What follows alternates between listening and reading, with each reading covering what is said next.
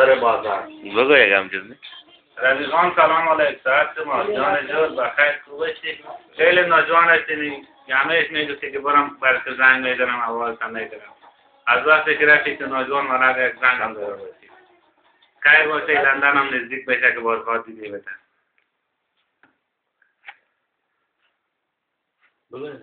الو.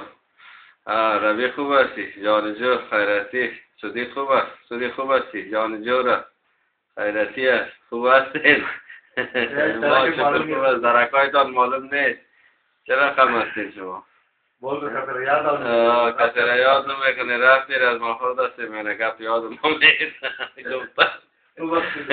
ببخشید دیگه بسید.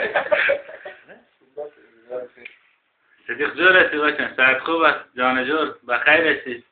باشه همه خدا تلفن در موبایل گپ میزنن میگه گرفتن که پر میکرین در اوسی برای روان میکرین در ای که میگن کامپیوتر هست اینترنت هست در اوزا روان میکنه میگه عکس تا ببینه اینو ما در خانه جانی جان هستم شب آخر است که بخیر صبح عزم کابل داریم بریم دوا گرفتیم کردیم فضل خدا رو خوب از تاثیر کرده داره خوب شده به صحتمندی تا میخوام خوش باشی زنده باشی سلامت باشی خدا حافظ چطور هستی خوب هستی خوبه خوبه